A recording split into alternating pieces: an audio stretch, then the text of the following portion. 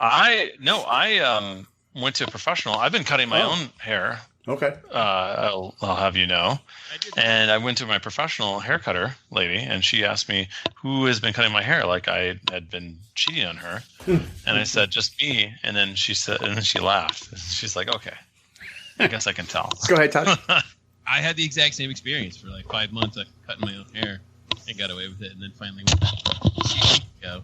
And he goes, I'm just trying to figure out what you did here. And it wasn't bad. He goes, no, it's not bad. Yeah, I feel like I got like 83% of it right, but then the 17% I didn't get right. Like any professional hairstylist would just like shake their head and quietly look the other way. It's like, listen. That's why I have a professional hairstylist in-house. No one with that. That's nice. Hey, is this Black Roof Hair Radio? Dude, there's no such thing as Black Roof Radio anymore.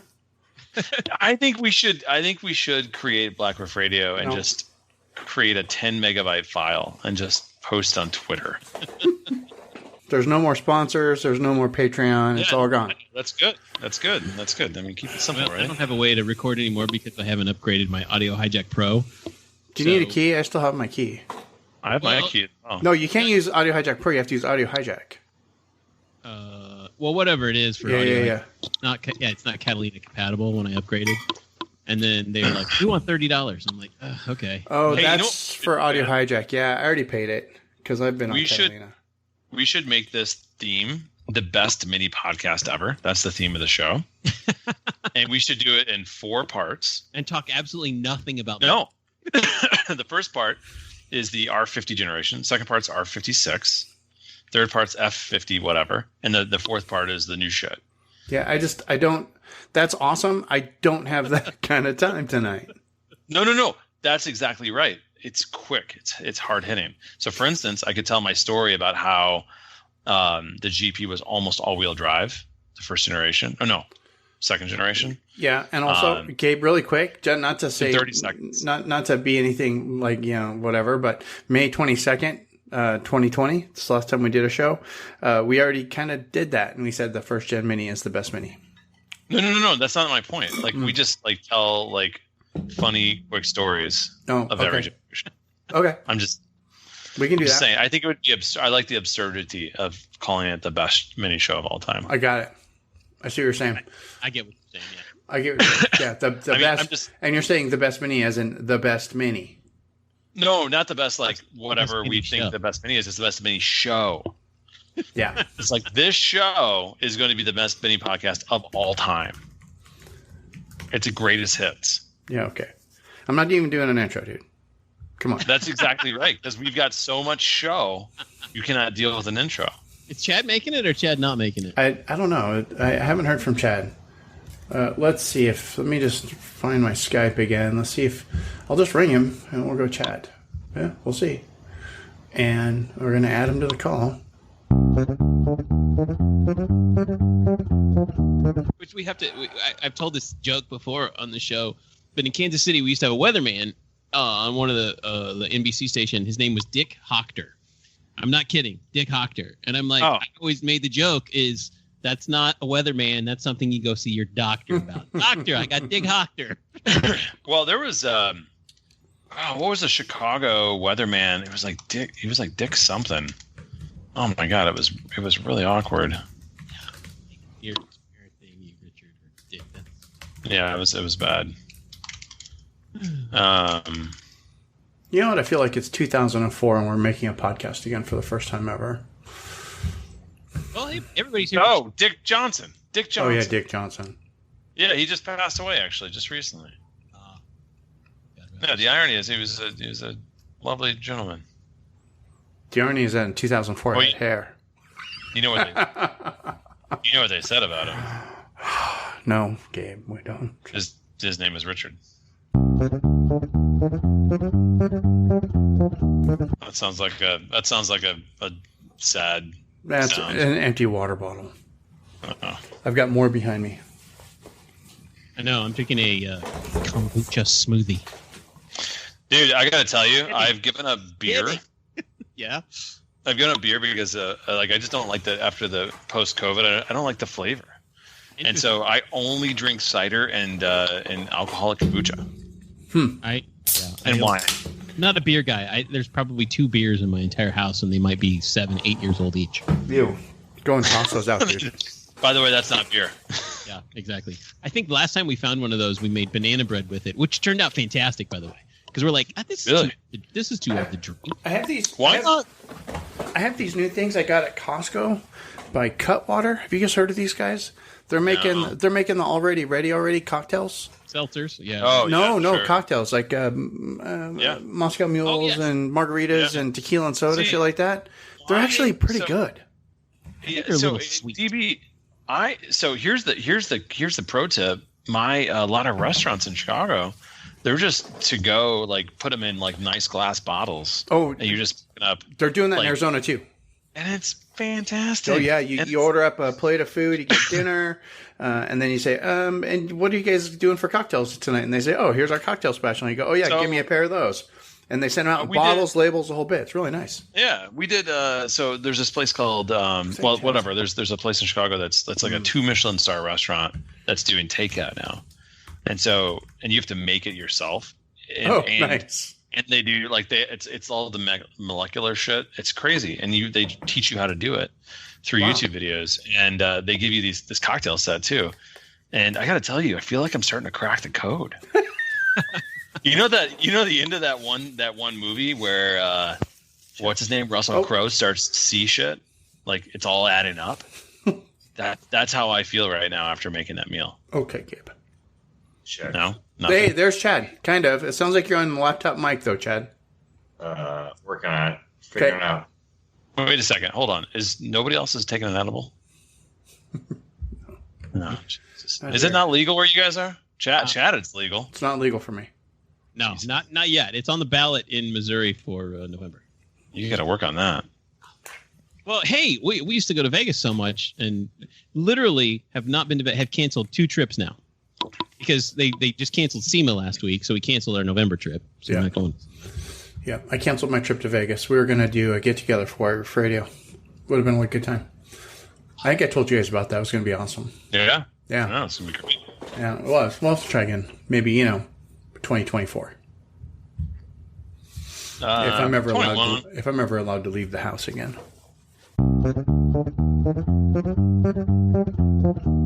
Yes, I can. That's beautiful. Just right there. You're perfect right there. Is that better? Yes, that's exactly what I wanted. Buttery smooth. Buttery smooth, baby. How are you, sir? I am drinking a Diabolical Indian Pale Ale from North. That's a great. That's classic. I'm actually drinking store-brand seltzer water. One of my customers was in and is like, I got a whole case in the back. We couldn't sell it because it's dented. I was like, do you want it? And I was like, sure. So we had a lot of beer at the fridge. Oh, that's my favorite flavor. Like, listen, I'm dented too, so it's really cool. Well, lately, everyone's just bringing us beer. Like, we have a founder's rep that is using us now, and she just brings all of this really rare stuff. She's Dude, like, we don't even. You want to be best friends with that person. Oh yeah, I have a founder's rep. I have a founder's rep on my end too. He's an awesome dude. He used to actually work for another brewery. He just started with Founders, so she works at the brewery downtown. Nice. So she brought us like a whole case of all the AIPA for Nick. Dude, right? Yeah, love it. All right. So, Chad, I was saying that my goal for the show is best mini podcast ever. Yeah. I'm going for the third. Whatever. Chad's going to pick his mini. Well, no. It's not picking your mini. It's just saying we're going to produce the best. Yeah, the best podcast. No, I got you, Gabe. I know what you're saying. The other guys are confused. I mean, I think I'm confused. Chad, now. we'll carry it tonight. Right. I don't think I know what you guys are talking about now. I'm out of bourbon, so it's going to be a light show. I'm sorry. Uh-oh. But yes, I agree with you. I'm not so much into the beer this year. It's just it gets too hot, and it's all of a sudden it's warm. I'm like, it's just not. He's full and gross, and yeah. It's all about the gin and tonic, gentlemen. Well, tequila and soda. Yeah, the Detroit gin is good stuff. DB's. I'm on DB's kick. Tequila and soda is my jam, or mezcal and soda. DB. Mezcal's for people that are drinking seltzer waters. Come on, dude. Don't drink mezcal. The other is there's this wicked tequila. It's barrel aged. I do on the rocks with lime. That is my new whiskey. Ooh, yeah. I put lime in everything. Yeah. The beers that I do drink, I put lime in it, and really, I'd rather have like a Mexican cerveza with a little lime in it than actual like a hard beer now anymore. Yeah, and Chad, you know the beer from what the hell is it called, from Detroit? I drink it when I used to travel to Detroit all the time. That cerveza in the tall can. Yep. What is that? What you can buy it? Yes, I know exactly what you're talking about. But yeah, it's great. It's super tasty. Yeah, I get it. That's Marzo says hi to everybody. Oh, was he there? No, he's actually in Philly. I just texted him. I was like, hey, I'm podcasting. Really, Marzo's Mini Rescue is a subsidiary of Detroit Tune. Detroit Tune. Detroit Tune. I am shipping him 3 packages a week. Really? Oh, yeah. Nice. Yeah, dude I've seen the pictures of all the minis that he's been working on. It's like, holy crap, dude. Yeah, he's raking it in. And he's got a full-time job on top of that. Yeah. Good for him. We gotta let's kick this thing into high gear. Let's do it. I like it when Gabe takes control. Let's do it. We're gonna start off R50, Chad. That's not creepy at all. You and I, no. You and I are gonna lead the way here. R50 stories. R50 stories. I still miss my R50. I still miss my R50. See, your shop car? Yeah, the shop car. When it hit the deer, I was devastated. I still miss that car. It was a great car. No, I'm going to talk about. You think it was a great car? The CVT ruined that car. Well, the CVT sucked in general, but it was a great car. I'm going to talk about a leather dash. That's what I'm talking about. Oh, why? I had parts of the leather dash in my GP, Gabe. Yeah. Yep. I would love Gabe, to. I remember when you were going through your leather dash phase and you were collecting leather pieces, and so much, like even at the first Mini United, and you were buying leather pieces like from the guys at the table and sending it back. Yep. Record. What? I'm just saying hit record. Dude, I've been recording for the last 27 minutes. Oh my God, we're in the show? We're on it, man. Dude, I record everything now with you guys. Can we do the R50, R53 theme song? No, there's no theme song, Gabe. Quick, Gabe, go change your shirt to make sure that the audience knows you're in the right outfit. He's wearing a Prelly hat. That counts. So I'm actually repairing a GP this week. It was in a very minor light-end front-end collision when somebody just decided to turn in the front of it, and the insurance company was like, no, it's totaled. And then we went through multiple appraisers, and they were like, I guess we're going to have to fix your car now because it's still not the value of that. So you got it appraised at with, I don't know, 80,000 miles, and so it was in good shape, 17,000. So. And that's for a first gen? Yeah, first gen. All right, guys. Gabe, are you ready? Let's begin the R50 / R53 section of the show. Sure, Gabe. Whatever you want to do. All right. Cue the music. This is really great. There's no music. Go. No, there is. Do you hear it? No, there's no music, Gabe. No, you don't hear that? No, that's the news music. There's no music. Okay. There's no news. There's no news. There's no news music. No, it's not news. It's R50, R53 music. Oh, okay. Then we'll call it R50, R53 music. Yes. Wow. Yes. Go wow, wow. There it is. Thank you, Chad. Okay. Gotcha. All right. So, favorite accessory you guys ever had? Not a pulley. Euro partial shelf. The Alcantara, JCW Alcantara steering wheel. No, wait. Partial shelf. Partial shelf. Partial shelf is tough to beat. Driver's side partial shelf at that, if you could find it. Yeah. You know what? I really liked the air kit. I think that was a great accessory. On the R50, that was nice. Or the little fake stickers, though. The rubber change dishes that went between the shifter boot and the heated seat buttons.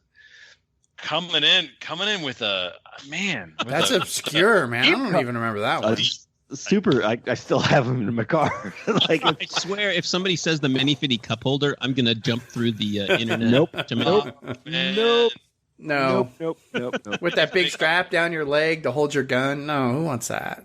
Oh. Well, this guy's taking me out to dinner and whining and dining me to talk about that mini fitting cup holder. I remember that. Oh. Mine, and I already talked to you guys about it. We already talked about it. Is the, of course, JCW leather dash. Yeah. Interior accessory. I mean, pricey but super rare. I posted it on Instagram this week, and apparently an entire generation of mini owners had no idea it existed, and all freaked out. Just in their pants, essentially. Yeah. Well, we are historians now. We're historians. Oh my God. The Motorcycle Roadster that you had a leather dash in the R56 right. generation. Also, it was a little different. The it was a 53 was like, it was legit. Like the entire thing, all the trim. The trim was a lot bigger back then. Was all leather. And I always in my head said to myself, it reduced the rattling. Uh-huh. Oh yeah.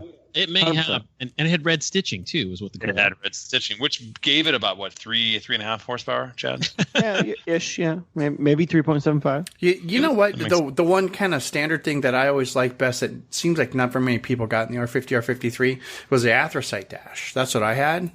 Oh, it was so nice. It was so much nicer than the gray. I think that's what the anthracite dash is what I had in my 03. I had the silver, but I think you had silver in the 03, didn't you? I had silver. Because Roxy had the anthracite. Alloy patina. You might be right. It was the alloy patina because the anthracite basically looked kind of like dark silver. It was like dark. Yeah, it was like dark silver. I had the dark silver. I had the anthracite in my 05, which I replaced with the leather. It was a sort of a sparkly dark gray. Yeah. But it was either that or the silver or the brushed metal look from the S. I had that nice. extra set of leather down tubes that I sold to Nathaniel Salzman years ago. Oh, geez, I remember when you did that. Where are those? Yeah, he put them in that. I mean, that car is actually it's somewhere. In KC City. It's still floating around here in KC. He sold it, and the people moved. You know, when he was in Minneapolis. Daniel's R53 is still floating around. Yeah, dude. I sold my. I know where my leather dash still is. I think our friend Eric Kennedy, I believe, still has it. His old. I think he still has that car. He might. I still chat with him frequently when a Honda CRX comes up on like Bring a Trailer. He'll a message. He's a gentleman and a scholar, and his wife is awesome too.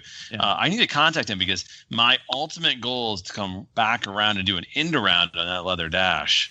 And pick it up from him for whatever I bought, whatever I sold it to him for, along the way with a R53. You looking for an R53, Gabe? I'd say it's a 2023 proposition. Yeah. Okay. Yeah. Gotcha. When one of the children is old enough to drive. No, they're not driving that car. No. They're gonna get M1. Probably, no. They're gonna get an F57. Right. Yeah. Okay. Because because I convertible. We're not on the F cars yet, Gabe. We're still on the R50 or 53 cars. Sorry, you're right. It's huge faux pas. My bad. Yes. Well, best aftermarket accessory.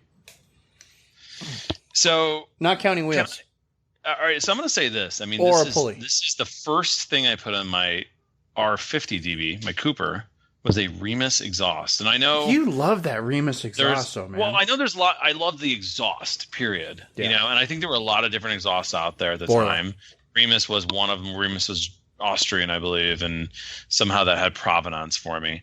But I just love the fact it was like this throaty little 4-cylinder. It's just sounded more just like you know. Yes. Oh, I have a great 4-cylinder story. If we want to interject that. Yeah. Well, so we had a dyno, 2 cars dynoing today. One was a Focus RS. It made 550 some odd horsepower on the dyno after everything was all said and done. Lightly tuned? That's 440 horsepower more than my R50. Yeah, that was tuned and everything like that. We also had a V8 Camaro on there that also had a cam and all these other things and tunes and stuff. It only made 525. Wow. So... Oopsie. Nice. The 4-cylinder made as much. Which one's going to blow up first is my question. Which one will probably the Camaro. Yeah. Yeah, probably. So, Well, technically Detroit Steel. I mean, come on.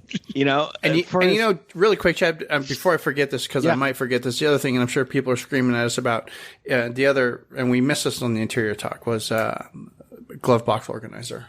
Sorry. Those do work well. Yeah. Carry on. That was third party though, so it didn't matter. I was gonna really kind of searching the depths of my exterior, minus the pulley, type of thing, and it's like, I was like, I'm gonna go sway bar. Yeah, I'm gonna. But you know what? You don't really see that, and I'm gonna go with short antenna. Oh, stubby antenna. That was amazing. It made a huge impact on the car. Yeah, I'm gonna second that. I think the stubby antenna was a massive, because it was cute. Like, listen, the big antenna was cute for a while. It's like, the thing kind of moves in the wind, and they're like, God damn, fucking thing moves in the wind. Right. Yeah. And they're all falling apart now. Car. Yeah. Did we just get an E on the podcast because of that? We did. That's right. Yeah. Complain away. Send us letters. We don't care. I'm gonna double back on what you just said. So, again, if it's an exterior. Well, shoot. Okay. It could be anything, Gabe. Really, it doesn't have to be exterior. Because I'm going to double back on something else that Chad said, because the sway bar, we have to revisit that. Whoa. That's what I was going to say. So the sway bar in the R53, the R56. R52. R50 as well. I know. What I'm saying is that the Mini eventually kind of got to a really cool spot with the R50 or the R56. With the R53, you needed a sway bar for it. But the R53 had this. With the sway bar, had this awesome lift-off oversteer thing that happened. Dude, the R50 had that the R50 had that without the sway bar. I could do that in my R50. I could do it in my R50 without a sway bar. We had the same car. I'm telling you, though. I'm just telling you. On the track, I could do it. With sway bar, things got way more serious. In fact, I saw a friend, I will remain nameless, pucker quite a treat. On a track with a sway bar that didn't expect oversteer in a front wheel drive car. Nice. There's a difference between getting sideways and lift up oversteer. I know the difference. Yes, this is true. Lift up oversteer is legit. Yeah. I was able to do that at Willow Springs. So nice. So Mike Marzo is actually sending us messages right now that he'd like to become a sponsor of the new White Riff Radio. So. No. Send the gin to. Yes. He has to buy gin. He has to buy gin in 500 milliliter bottles, 2 at a time. One for Todd, one for me. I'll send you my address. Exactly. Right. I love it. So, no, but what I can say though is about the rear sway bar is once I added a rear sway bar to Roxy. Now remember, she had 280,000 miles. I took her out for a track day I hadn't done in years with a rear sway bar on a track I've never been to before. I was inches off the back end of these guys in Mini Cooper S's, R56s and 53s. Inches off the back of these guys. But I mean, granted, I had superior skills, which is fine. Well, DB, but DB, you gain time between the years. Yeah, of course. So it works, brother. Moving on. It's funny you say that though, because I recently came across a video, my first in-car track video from 06, I want to say, and was with my R56. Yeah. And it was kind of cool. I mean, I remember eating M3s for lunch with that car. Yeah. And are we transitioning to R56s now? We're transitioning to R56, which I don't think we're going to be on very long because let's be honest. No, it'll be quick. The R56 was, I don't know, even in my brain, and I know I've got a Roadster in the garage right now, but R56 was mostly crap. No, it wasn't crap for tuning, and it wasn't crap for making a fast car. I will say that. But just in general, overall, the R56 cars were garbage. So I'm gonna dissect that a little bit because I'm gonna start this whole period with saying that the R56 and I had a JCW what was it, the exhaust and tune? What was that thing called? The JCW exhaust and kit? The JCW kit on JCW kit. No, it wasn't that. It was the kit. I got horsepower out of it. Yeah, it was the upgrade. It was the upgrade, and I had the JCW suspension on it as well. That car was dramatically faster than the R53 that I had JCW bits and bobs as well. Sure. I mean, it was dramatically faster. Was it more fun? Was it better? I mean, subjective. And if I had to choose between the two, I probably wanted the R53 right now. I will never say the R56 was not a fast car, because I know it's a fast car, and I know that Jerry and Marzo and Chad and everybody is tuning the piss out of those and getting a zillions horsepower out of them, making super fast cars. And we also know that they're. But then you're driving down the road and the rearview mirror falls off. Yeah, I mean, well, it's not the rearview mirror; it's the engine. I mean, that's the problem with that car. Is like, the R53 would have the rearview mirror fall off. The R56 would have the engine fall down. I actually lost the glass out of both our rearview mirrors in my R56.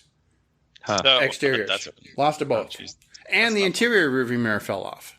But that's because you're living on Mars. Let's be honest. Living on the edge. Come on. So. But the R56, it represented a great leap forward in some respects, a tiny leap back. I would say that the styling of that car was a leap back in some regards. Why did they turn the headlights on the corners? Why did they do that? Yeah, I don't know. I mean, maybe that's rhetorical. Obviously it was because they were like, hey, let's put the turn signals in there, and like, hey, turn them sideways, we can make it all work. It just looks a little odd now, and I mean, the R53 has those classic proportions. They got it right. Yep. The R56, the biggest problem, of course, as we all know, is the engine was. Garbage. Chad, you can talk about this for garbage. Oh yeah, garbage. Yeah, forever and not a day, but. There are a lot of really fun things, and you can make some really fast cars, but you've got to spend a lot of money to get to that point to make them reliable. And there's a certain amount of like, you can either go here or you got to go way out there. So you have just that little bit where you kind of stop with the pulley and you're done. Yeah. But as soon as you go past that, boom. Yeah. The pulley on the R53 was like magic. Like boom, you had 20 horsepower, just like that. And that's what everybody wanted out of everything else. And it took a while to get there, so. Well, in the R56 generation, this is where it's going to come around with three of us on this call right now. Four of us. Did we do this, Todd? Well, no, three of us who own this car. Hold on, I know. I'm right there with you, Gabe. It's like you're reading my mind. That car or that generation created what I consider, and this is going to be controversial. I think what we all consider to be the best mini ever made in the modern sense, which was the R50. What is it? R59 Roadster. Not the coupe. The coupe is good. The coupe's great, but not as good as a Roadster. Awesome. And I know that some people will consider that sacrilegious. Some people will consider that just absolutely insane. That car, I personally got more laughs, smiles, enjoyment out of that car than I have any other car from the Mini brand. Yep. Period. Todd, where do you stand on that? I had a JCW. So I'll say that, but here's the thing, though. I had two GPs, and so I gotta say it's second to the GP as far as fun factor goes. Now, well, you know what, Todd? You own those GPs. I did not. So you have a different leg to stand on. Yeah.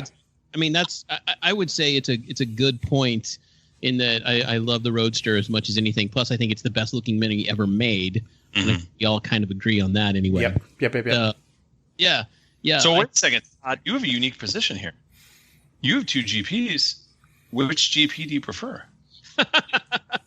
Dude, they were so identical. I had them tuned the same way. Way did a tune on both of them for me. Other than that, they were pretty much stock. I think blindfolded, you wouldn't be able to tell the difference between the two of them. Mine were so equally matched. Yeah. But the R53 GP, just to be clear, trumps the Roadster. Did you drive? You drove the JCW, of course. You drove my JCW, pants off, right? Yeah, exactly. I think we all drove that car pants off. I did it pants off on the Dragon. Yeah, Jesus.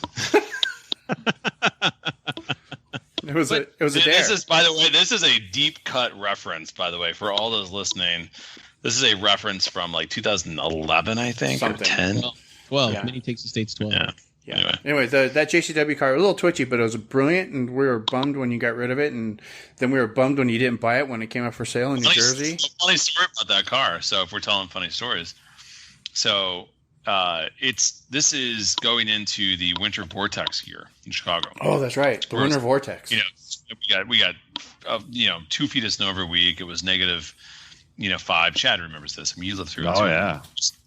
And so, and the Mini didn't have summer or snows, so it sat on in a driveway actually, and it sat there, and I couldn't use it, and it was like, listen, it was well into December and January. I'm like, at this point, I'm like, God, Mini, like, you got to pick up this car. Like, I mean, I don't want to get rid of it. I love it. It's the best Mini I've ever had, but I think you need to come and get it. Like, it's your car.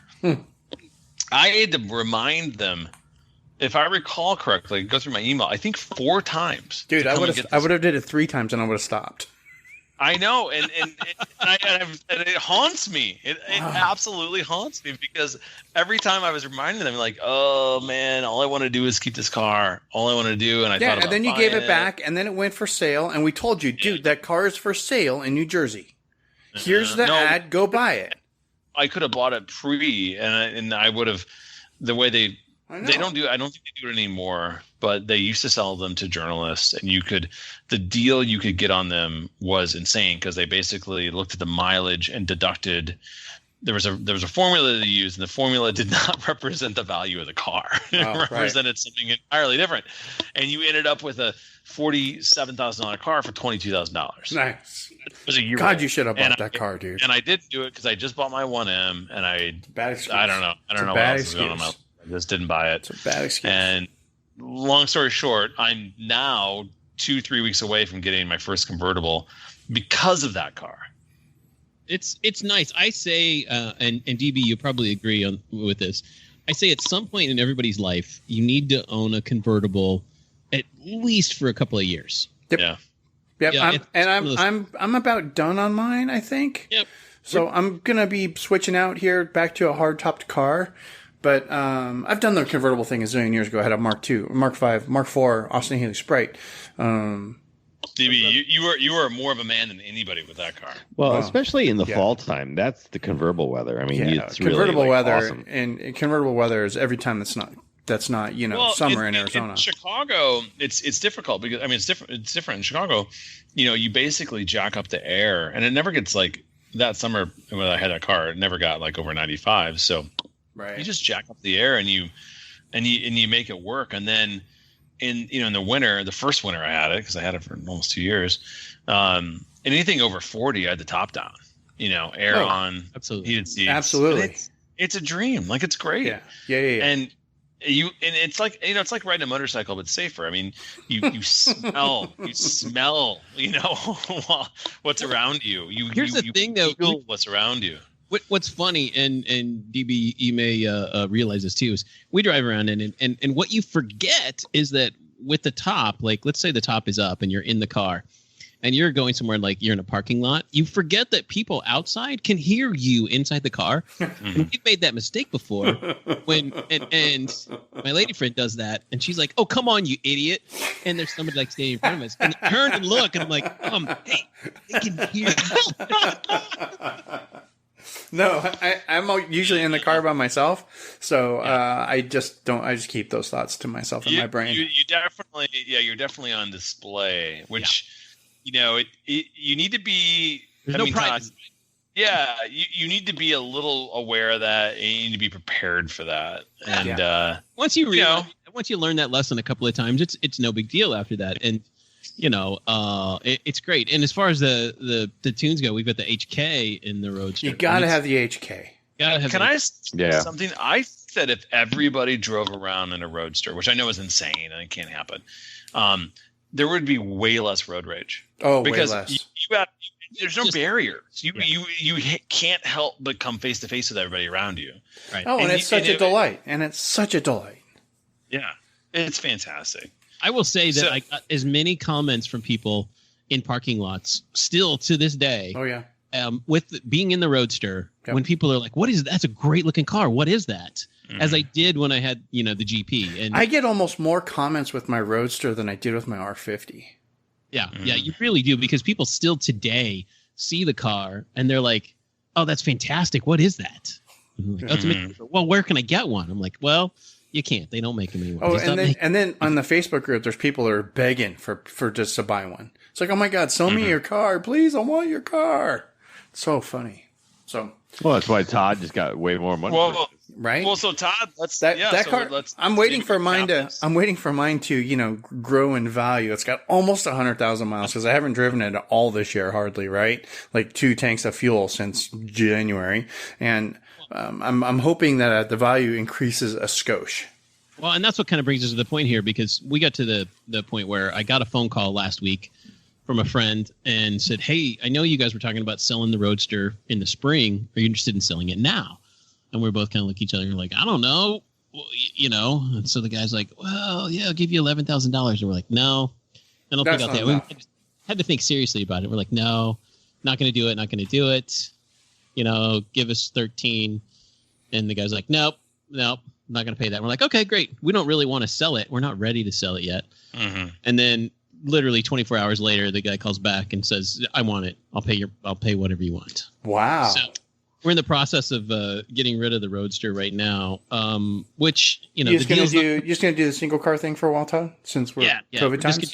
Because she doesn't have to go to an office probably until next May or June. Mm-hmm. Right. We've put a total of about 250 miles on the car in 5 months, and it's in perfect condition. We went and had it checked out. We took it to that was the one thing. This guy's like, "Well, my mechanic can check it out." And we're like, "Well, why don't you take it to a mini mechanic, first of all, so they know what they're doing?" Right. So, okay, took it to the mini dealer. They gave it a, front to back, complete look through, work over, perfect condition. The top is in pristine shape. There's not a crack in any of it. I'm jealous. I do have to put a new top on mine. That car, and I got to tell you, and then we can move on to the next generation. Yeah. That I'm about to take. I'm not going to talk about it in this show, but I'm about to take possession of another very back to basics convertible Roadster. Different podcast. Yeah. And you're not getting a Miata, are you, Gabe? No, you know what I'm getting. I'm not going to. Oh, the car you've been saving your entire life for and you've dreamed about since you were a wee lad. Well, it didn't exist when I was a wee lad, but I wanted it for a while. Point is that it has the opposite. The only problem with that car, Gabe, is you don't have a big enough trunk to haul all those damn shoes you own. No, there's two trunks. There's a frunk and a trunk. There's actually tons of room. Okay. Mid-engine. That's right, it is. It's mid-engine. Still not going to carry all those damn shoes. Freaking hipster. Well, I don't need to carry those damn shoes. You and your damn shoes. There's an entire shoe room. So my point is that all of a sudden we got Patrick Mahomes on the show here. Yeah. My point is that the Porsche Spyder, so I'll just say it, like it does the opposite of what the Mini Roadster does, which is it does the automated part is unlatching of the top, which is worthless. The Mini Roadster got it right. I can unlatch the top. I want you, my car, to take it down from there because I can't. That's on my card. I've got that. I've got that top. That's the top I have. Exactly. And so the Porsche Spyder, which is a GT car, and they're like, yeah, everything's light and there's no motors, and you're an idiot. It'll unlatch the top, and then you have to get out and spend a minute putting the top down. Oh, dude, no, that's not cool. But I wouldn't even bother with that car. I'd find a JCW Roadster and then spend that money on a complete lower end engine, brand new engine, and just redo it. I will say this. That Roadster has colored my impression of motoring fun in a big way. Like still to this day, and it's been what 9 years, eight years. Like that's how good this car is. And the Roadster. I've had mine for 3 years so far. I'll leave it at that. The JCW Mini Roadster, you can read about it if you dig deep on Motoring File. We have plenty of reviews on it. Love that car. Best car. Amazing. Best Mini ever. My favorite Mini of all time. But I will say my second favorite Mini. Well, actually, I thought your second favorite Mini was a JCW, the modern day JCW Clubbin. I'd say honestly, as a daily, it's the Clubman. Yeah, and so we flip to the next generation. Yeah.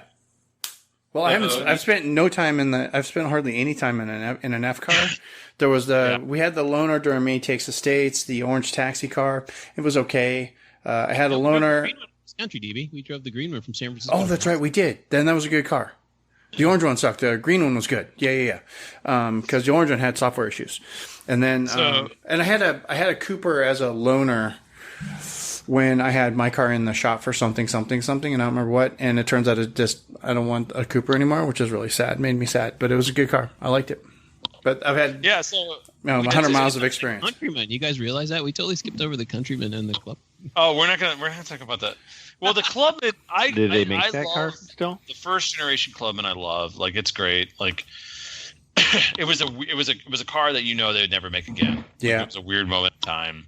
Yeah. And then, of course, the Countryman and the Paceman. The first gen Countryman and Paceman. I mean, the Paceman is just a crazy one. The Countryman was great. Like, for a small SUV, it was super fun. It was light. It was small. They'll never make another one smaller. Yeah, it'll never exist like that. It's just too small. That's the only problem with it. It's silly to have that small of a car because it has zero utility. If I could, with no sunroof in all four, I'd be all over it. Go ahead, Chad. So, what do you want on your Paceman? An open roof? Did you say that? Does this come in white convertible? with all four? No sunroof. Okay. I'm going to dive back into time here. Does anybody remember the Beachcomber concept? Yes. Yeah, Gabe, we saw it in person when it was. You and I were there. It was at Mini United in Zandvoort. Chad, you tell me if you can find a cheap one. At some point, I want to make a Beachcomber. I want to find first gen, and it could be a Paceman or a Countryman. I want to do a Beachcomber. Doors off. Good luck with the Paceman. The Paceman, that's a unicorn, man.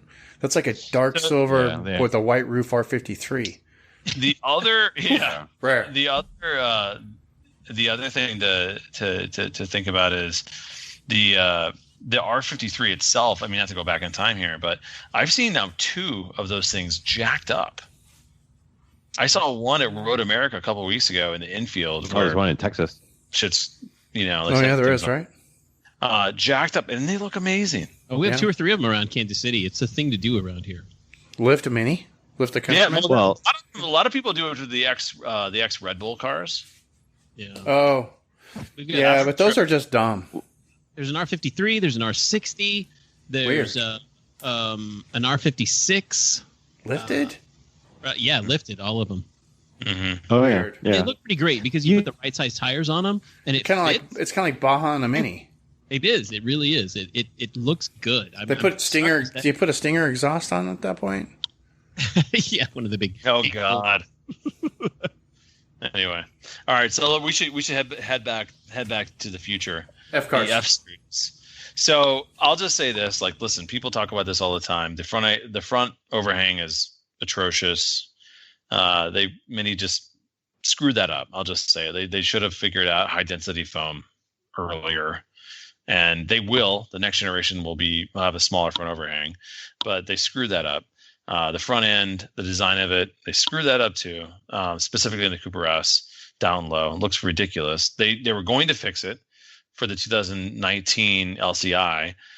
When they realized the generation was going to last longer, they held tight on the exterior design, and they're going to release that next year.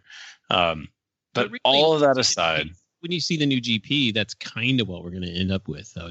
Or just look at the new Clubman. The new Clubman, the front of the Clubman is going to be the front of the new F56. Yeah. But I mean, all that aside, the car is really good. I mean, the car, the quality of it, the performance, it's really good. I mean, the aspect of living with it on a daily basis, completely different proposition than any Mini before.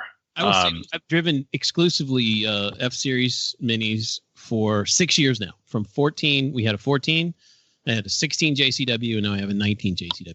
So for the last 6 years, I've done nothing but drive F cars every day. And I will say that my current Mini, and probably all of them, seriously, all the F cars, are the best built Minis. Out of 8, I think I'm at 8. Out of 8 Minis, the best cars I've ever owned are the F cars. They're my last. Yeah, I've had JCW. So I think I counted the other day. I think I've had almost a dozen, not all owned, but I mean, I've driven for a year, at least a dozen, I think. And yeah, you're right. I mean, they are hands down the best cars Mini has ever made in terms of living with them day to day. They still produce, smiles per mile, that are, it's fantastic. It's just a fun car to own, but it doesn't, you don't worry about stuff. The technology is that's enough. the nice part, not having to worry about stuff. It's the silliest thing. This is the silliest complaint I have about the F cars and every one of them. They still have not fixed this design flaw in the car. Is if your car sits outside and it rains, and it rains a bunch, and you go to get in, when you open the driver's door, for some reason, this cascade of water comes pouring down, which is okay if you're standing outside the car, although some of it gets inside the car. Something about the way the gutters are built and the way the water sits, and every one of our F cars has done this. The 14, the 16, and the 19. Even the Clubman, I'm trying to remember. I don't know about the Clubman, but the hard tops, the F cars are really bad. It builds up water, and you open the door, and if you put your leg out too quickly, you'll just get drenched, after it rains. Yeah, but the fuel pump doesn't go out and leave you stranded on the freeway on a 115-degree day, Todd. That is true. Right? Or the turbo doesn't go out and make you limp back in Cooper mode. So, right? The water pump doesn't go out and explode on you while you're driving. Although I'm not sure, I've been on the show since my air conditioning went out in my F56, my current JCW, the 2019. I lost the air conditioning at 8,000. Oh, you've mentioned that. Yeah. Yeah, and I don't know if we've done a show since then. Todd, but did the windows work though? Yeah, the windows worked. Yeah, you're fine. Yeah, that's right. Hey, I looked at it this way. I probably had more horsepower, right? There's less drag. No, you didn't. You didn't. What happened, DB, is the belt the shaft that runs the air conditioner had basically sheared off, so it was free spinning. So really, I did have less drag on the engine. You did. Wow. Yeah. It was pretty amazing. You were one step closer to do a Gordon Murray T50 then. There's no auxiliary parts in the engine. I like that. But anyway, it was no problem. I mean, they got it fixed. It was a couple of days, no big deal. And I guess it was a bit of a pandemic because there were 3 cars. No pun intended. There were 3 cars in, at the same week getting the same thing. That's weird. So I don't know. If we did this on a regular basis, that's something we'd come back and cover. But we're not doing this on a regular basis, so we don't care. Tidbits. So you just get tidbits. So I'm gonna flip into the big ones now. So the F series. So I'll now double down on probably the second, my second favorite, and probably the best daily driver I've ever had from a Mini. The best car to own on a daily basis, because let's be honest, the Roadster is the one I remember the most. But the Clubman, the brand new JCW Clubman with 306 horsepower, 0 to 60 in 4.6 seconds, 4-door with a trunk. That car is the absolute best Mini I've ever owned and driven on a daily basis, hands down. Wrong. Wrong. That was my best. Yeah. That was your best Clarkson. I liked it. Wrong. I say that because I had a Clubman. I've had 2 or 3 as loaner cars, and so I haven't spent any time in a new Clubman, and it disappoints me, and I really want to. Well, here's my biggest thing that pissed me off about the car is that we had one time, and we were getting ready to leave town, and it's like I tell the guys, "Hey, I'm going out of town, so I'm going to park this at the airport. Is that okay?" I said, "I'll be gone for 3 days, no big deal." And they're like, "Yeah, it's fine, right?" So we go to leave town, and we go to put. Literally, we're going for 3 days, so we have 2 small suitcases and like a shoulder bag to put in the back, and it doesn't freaking fit. Wait. It's time out. Oh, with the seats up. Yeah. What? No. What are you doing in that car? Like, I drive this car every day. I've traveled in this car. I've had 3 versions of the same car. Now, number one, you're just talking about the actual structural car. I'm talking about the car itself, the fast one. You're talking about like the trunk. I'm talking about the usability. So that's bullshit. No, it's annoying. No, listen. No, you have roller bags? There's more. No, there's more room in the There's more room in the Roadster than the back of a Clubman. That's not true. I'm telling you. There's no room. There's no way. Number one, with the seats up, yes. Todd, do you use roller bags? Yes.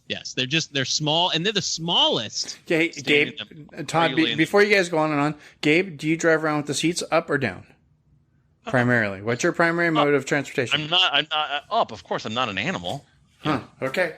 So Todd, with the seats come up, on. there's nothing. I mean, Hey, that's storage back that's crazy. It's a huge trunk. It is huge, but you have to like dismantle the cover that's on the top. No, of you it. don't. No, you don't. It's up and This around is and- insane, guys. This is close. I'm gonna take a picture of the back of my car, and you're gonna be like, "Wow, Todd either has a bad memory or he's insane."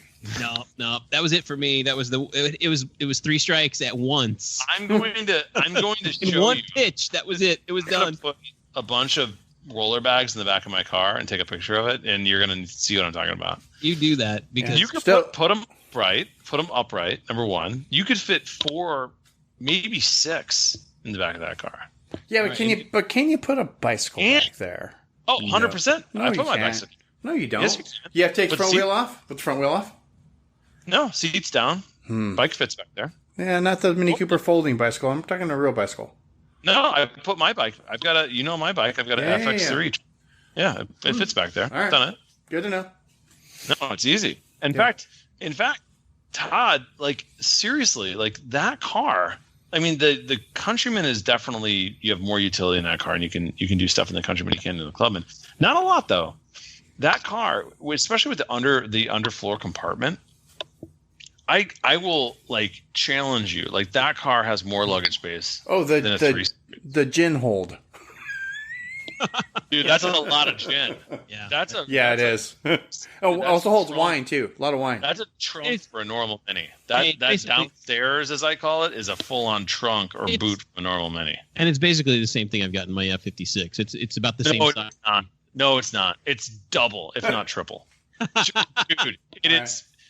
Think about it. The You gotta length of keep it my in the trunk front. is He's got double one in the yours. driveway. Okay. It's literally double. I will measure it. All I'm right. telling. Okay. This sounds weird, but it is legitimately double. So, Gabe, Yeah. my only other problem with the Clubman, the current Clubman, which I think is actually a good-looking car, is when I do my Mini Love or my Mini Life or my Mini Blowered or my Mini Mod search on Instagram, that car gets 0 love. It's only F cars, and they got the tuck, they got the airbags, they got the deep dish rims, and the Clubman nowhere to be found. Well, and Just let's- saying. Right. DB. That's a good thing. That's a good thing. Dude, You how know, am I supposed to work my influencer cred if I'm not It'll getting the good all- hashtag No, mentions? Who's did It's a you long buy? play. It's a long play. Oh, okay, got it. Number one is big in Europe, or big in Japan. Number two, you don't like you buy a Clubman because you are of a different breed. Oh my god! You know, you're Kidding that's, me right that's the now. wrong You are- term. But no. But you have you're you have a funny. different perspective on the world. Like Yeah, okay. you're not buying a car because you want to throw this or that. You're buying a car because you know it's the intelligent choice. Because I have a closet full of shoes. I don't know what your closet's like, DB, but the point is that this is a car like a 3 Series wagon, or like, you know, like the cars that like the enthusiasts quietly buy because they Yeah, know okay. they're that. Because it's the one. Because they know it's the Make one that you're supposed to have. So It's the one that technically, the next Mini that I should own, which my next car will be, there will be a Mini in my garage next time around. You're telling me that my next Mini should be a Clubman. I think it should. All right. And here's the thing: the fact that they are not sought after. I mean, On the Todd's- used market, you get Todd's smoking deal. You get smoking deals. Dude, Yeah. you And- can buy a brand new one for like $8 at the dealer because nobody wants them. Well, I don't know about that. I don't know about that You either. get $10 off of one from last year. Yeah. That's what my local dealer's doing. Yeah. They're great cars. They're great cars. Todd's crazy. Someone It's a has, great- someone has to give me $13,000 for my Roadster first. So if anybody has $13,000 burn a hole in their pocket and you want a 2013 R59 Kite Blue, needs a top, it's got automatic, everything else, and the nav doesn't work, $13,000, it's yours today. I will live selling it. blog You're the selling it. Clubman. I'll live blog the Clubman luggage Tetris All right. tomorrow. Put that on the Instagram story, Gabe, and I will check it.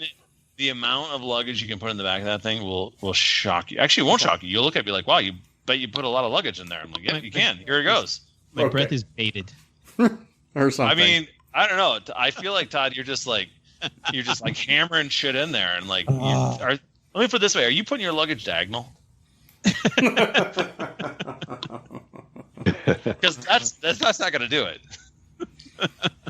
That's All right. wrong. Anyway. All right. That works out. I think we're done. All right. Final act. What's next? The final act. There is nothing next. This was the final act.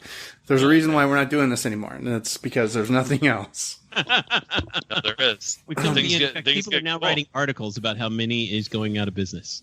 So they're not writing about how Mini is going out of business. It's how Mini Cooper is going out of business. Yes. Oh, yeah. With a stupid car blog that I found on a Google search because Google put it in my news or something. It was so funny. Let's just call them out. The car blog is called Motoring Biscuit, right? Yeah. I poked through. It's bad, and they don't get any cars. They're just creeping on what everybody else has written, and they're just throwing something in that's negative just because. Well, I like to tell you guys in Slack last night. I said I think Mini is just now exiting the Gil Amelio days of Apple in the late 90s. Yes. When everybody and their brother said Apple's going out of business, they'll be gone, they'll be worth nothing within the next 3 years. And then within 10 years, the iPhone had blown up and they were the biggest company on planet. Mm-hmm. So, I think it's kind of on that. Makes sense. I mean, when you think about it, we're going to be in a different economic state for a little bit. And I really do think that, minis are going to, frankly, make a lot more sense in the years ahead for a lot of people. Mini's also going to be introducing a larger car. They're going to be introducing several electric models. They're going to be redesigning the smaller Mini. The smaller Mini, the next generation of the F56, is going to have more R56 proportions with a R53 sort of visual design. That'll calm down the haters. Sure. I mean, they're really, really, really trying to do the right thing. And let's see. Maybe they'll actually get there. We'll see. Well, and hey, in the meantime, while we've been dark, while we've not spoken to each other, I got a chance to spend quite a bit of time with the Mini Electric, and oh my gosh, I think that could be what replaces the Roadster. That was so much fun. I literally. It put a smile on my face, and I described it. I said, I remember the first time I went to the dealer and I drove an R53 before I bought it. It was 2 days before I bought it. Mm-hmm. And the smile that was on my face before I got out of the parking lot, it was very similar to what I had when I drove the electric. And I'm like, You know what? This is what it's about. This is so much fun. I think we need to have one of these. Mm-hmm. So it very well might be what replaces our Roadster here. Yeah, I got to say that, and everybody at Mini who I've talked to who knows what's coming, just say that's the tip of the iceberg. Like that, the feeling you get in that car, and I agree with you, Todd. Like it shouldn't be a revelation, but it is. It's fantastic. And everybody says like, just wait. Yeah. I that's a car I would love to be able to have, but I can't because even though I'm not driving right now, but when I do start driving again, if I ever start driving again, the range isn't long enough for me in Arizona, unfortunately. Yeah. But I would love that car. Yeah. Yeah, you're definitely pushing it. Yeah. With that one. Because I need 40 miles a day. So 40 or 50 a day. So anyway. Well, that's not bad. It gets 125. Yeah. Yeah, it's a little close. That's a little close. You might have to, I'm with you. That's 115 degrees with the air on and the radio going. Both ways. 110 degrees at 7 o'clock in the morning. 110 degrees at 5 o'clock in the afternoon. Yeah, I don't know. I will say this, that I did drive it when it was very hot out. Yeah. And air conditioning, when you do stop, it does take that into account. It warms up the air a bit to save the battery. To save battery.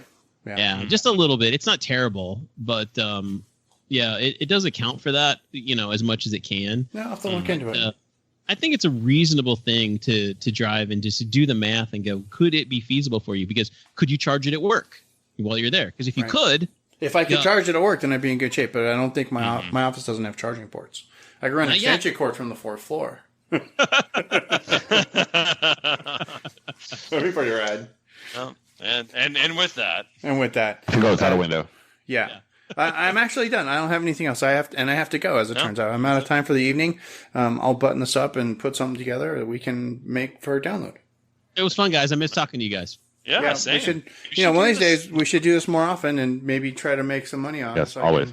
So I can pay for the web hosting and pay for the everything else when all the times are done and nobody's going to judge me for not talking. Life has gotten busy. when nobody's going to judge me for not talking about Black Lives Matter or judge me because we're talking about Black Lives Matter or COVID or politics. So when these times are done, maybe we can revisit this. But for right now, I'm completely happy not putting it out on the internet. I love just talking about minis, you know? I know, but it's been tough. Put everyone else aside. You're right, DB. It's been tough for the last few months because it felt a little frivolous to just sit around and talk bullshit about stuff. Yep. Because there's bigger things going on in the world to worry about. And now I'm not saying those things are over, but I'm saying, okay, I've grown weary of that and I needed this. I think for me, I just I listen to various podcasts, and this is an outlet. This is we're literally doing this for ourselves, but also if anybody wants to listen to this and not think about those other things for 45 minutes or whatever, then come and join us. But I haven't been able to get past. I understand the outlet, but I'm going to get past the people who look at it as an outlet are great, but it's the ones that don't look at it as an outlet and are the ones that are judging because we're not talking about Black Lives Matter. We're not talking about COVID. We're not talking about politics. You know what I'm saying? They've got their own podcast. They've got their own podcast. They do, but we're just talking about booze and minis and Macs. I know. And not traveling anymore. I know. Simple. Yeah. Not being able to go to Vegas. I will do an entire 30 minutes on that. That's why Vegas is broke. It's because Todd's not going. Come on now. Jen with 2 N's got laid off from her job at Red Rocks. 100%. Yeah. That's because Todd's not going. I'm telling you. It's rough, man. It's rough all over. Yeah. Luckily, we all had Todd. You working? Ish. Yeah. Things have rebounded quite a bit. They're almost back to normal right now. It's been crazy the last 2 weeks. Good. Good. People and we know Chad's busy. He brags about it on the internet, hiring people and hiring more people and trying to get Dad to finally retire again for the 5th time. So go, Chad, go. But good, Yep. And I've had to diversify. It's not just minis. I've had to diversify. That's good. Exactly. Yeah. Hey, whatever happened to that Lincoln, Todd? It's gonna come back here. It's got a red leather interior. It's getting new wheels, and then it's gonna come back for me to do the door jams and under the hood. Dude, I can't wait to show everybody pictures. It's right now. It's at the shop getting wheels. Okay. Nice. It's badass, and it was so much fun to drive that. I got to drive it for a bit, and there's nothing like driving a 66 Lincoln and steering the steering wheel. Dude, you can turn that thing 180 degrees and nothing happens. Nothing happens. Yeah. That's called play. You go from 9 o'clock to 3 o'clock, and ain't nothing happening. Yeah. That's amazing. Yeah. Good times. Good times. All right. Very good, fellas. Appreciate your time as always. Love you guys. I'll talk soon. All right.